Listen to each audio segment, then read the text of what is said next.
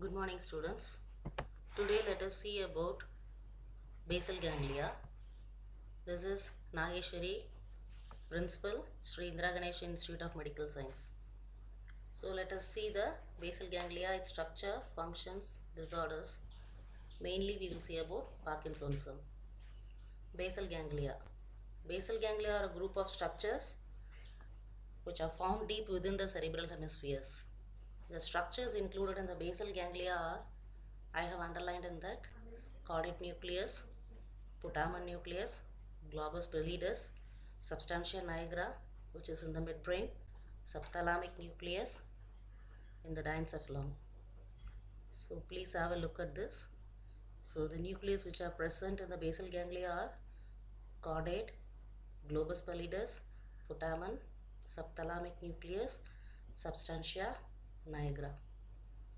The word basal refers to the fact that the basal ganglia are found near the base or bottom of the brain. The term ganglia is used to describe a cluster of neurons, here be considered as the nuclei. The caudate and putamen together called the striatum. The putamen and the globus pallidus together called the lenticular nucleus. All the nucleus constitute the extrapyramidal system. So the neurotransmitter present here is the dopamine. The substantia nigra is the source of the striatal input of the neurotransmitter dopamine. So let us see some of the neurotransmitters name. They are the neuropeptides found in the basal ganglia. Some of them are P substance, neurokinin A, cholecystokinin, neurotensin, neurokinin B, neuropeptide Y, somatostatin, dynorphin, enkephalin. Other neuromodulators present in the basal ganglia are nitric oxide, carbon monoxide, and phenylethylamine. So let us see the functions of basal ganglia. They control the voluntary motor activity, the planning and programming of the movements, cognitive process. The caudate circuit will take in charge about the cognitive process, timing and scaling of movement. That means if we want to take a tumbler, we will hold it with the help of our fingers. We will just grasp it, take the tumbler, get it near our mouth, chip and drink it. Then I'll once again place the tumbler in the top of the table. So these are the programmed and planning movement. So the timing and scaling of movement, this is being done by the caudate circuit. So any lesion leads to akinesia and microphagia. Akinesia means difficulty or absence of movements. Micrographia is, graphia means writing, so the writing skill will be horrible. So a basal ganglia lesion person cannot write properly. So other functions are production of the automatic associated movements like swinging of arms while walking. When we are walking, we used to swing our arms. That comes under our involuntary control. So subconscious execution of movements, then prevents the oscillations and after discharges in motor system. Other functions of basal ganglia are control of reflex muscular activity. That is, it has an inhibitory effect on spinal reflexes and it maintains the posture.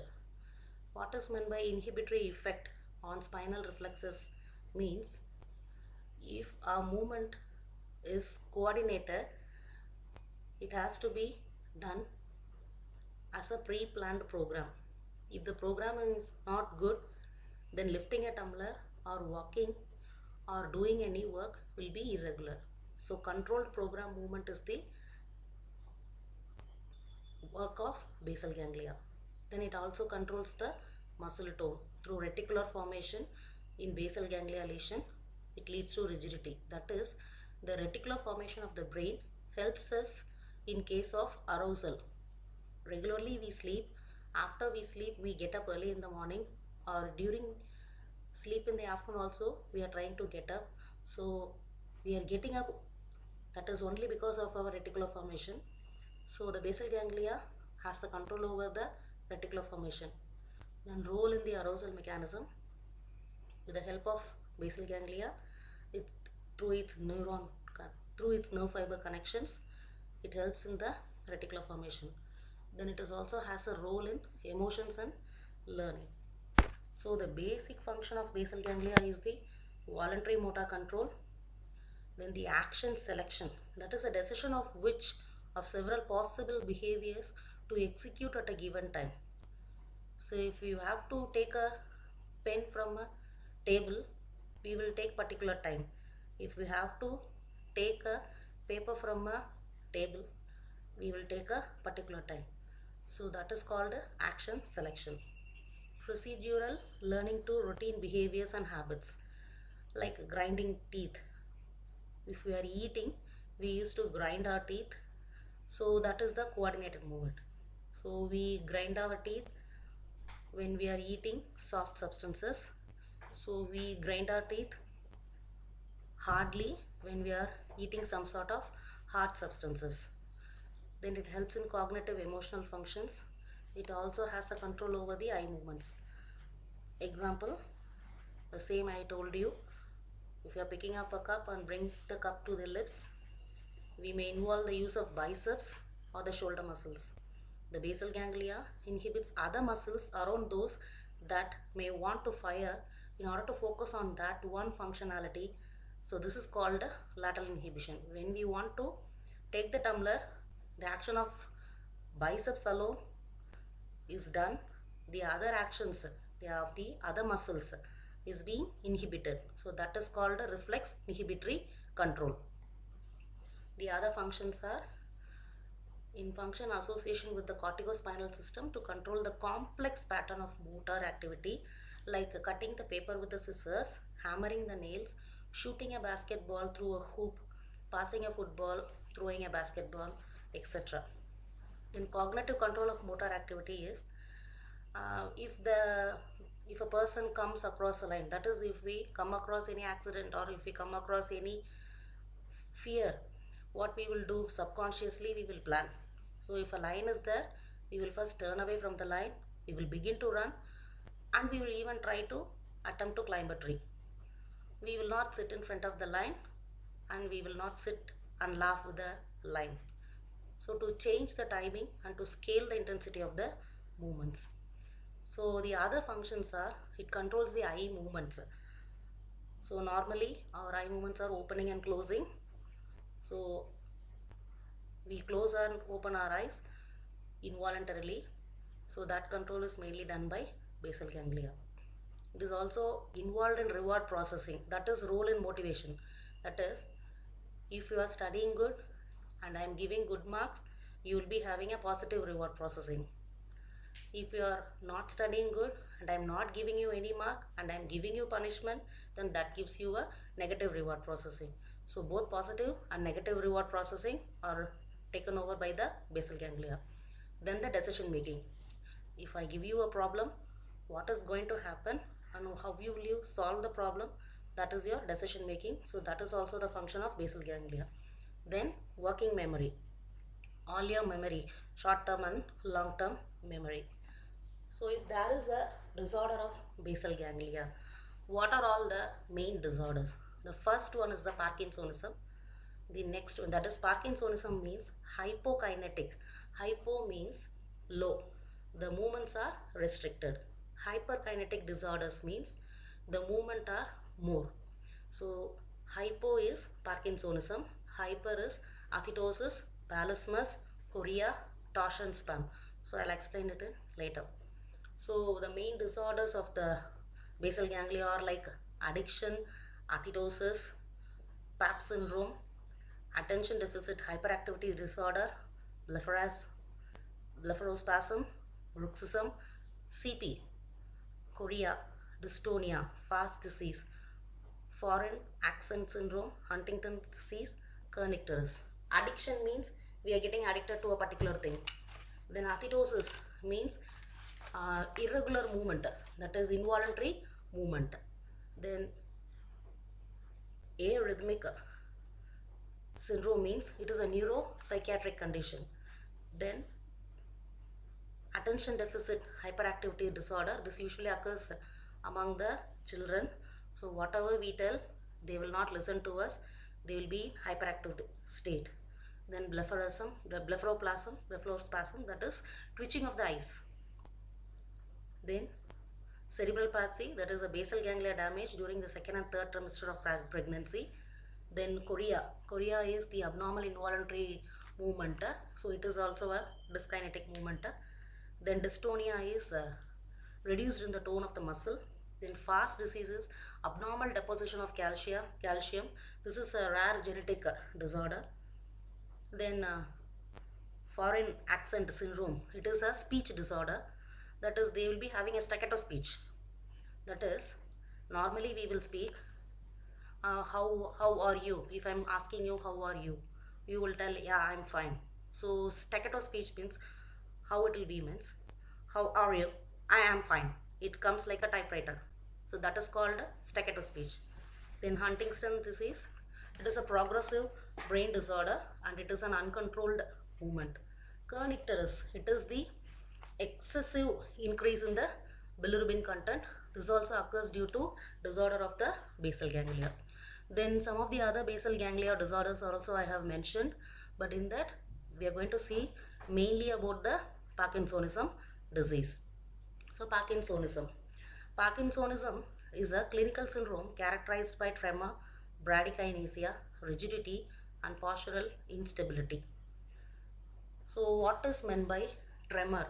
Tremor means it is called the resting tremor. When we are doing any work, we will not be having any shivering. But if we are at rest, it is called a resting tremor, which occurs mainly in the Parkinsonism. The next one is the bradykinesia. Bradykinesia means decreased in the movement of the body.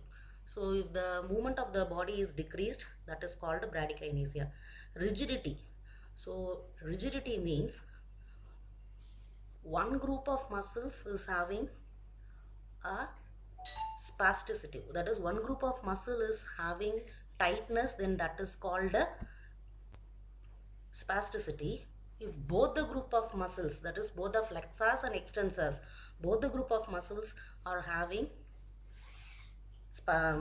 increase in muscle tone, then that is called rigidity. In Parkinsonism, we will be having the two types of rigidity. It is the cogwheel and lead pipe rigidity.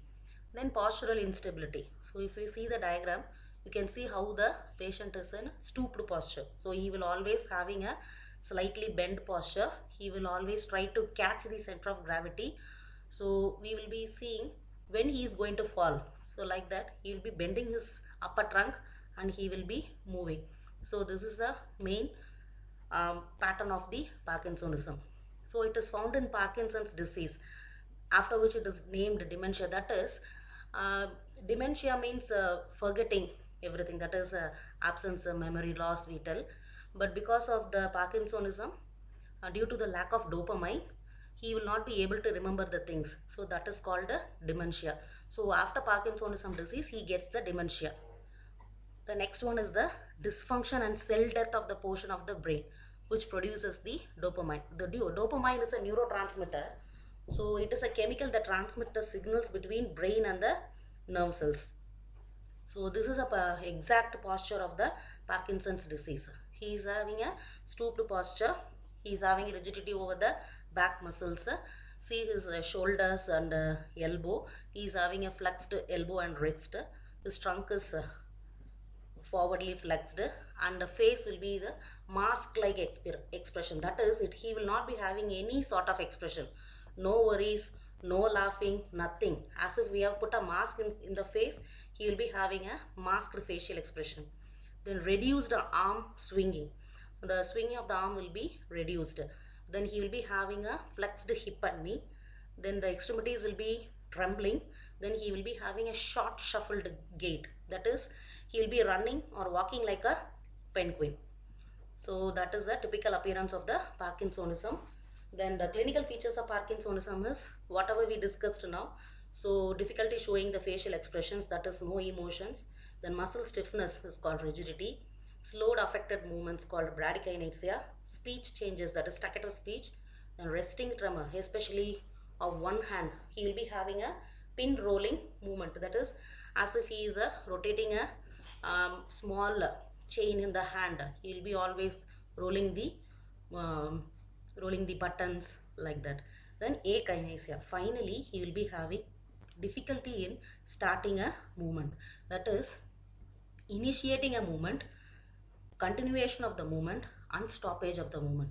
Everything will be difficult in case of a Parkinsonism disease. So thank you for listening to me. Thank you, students.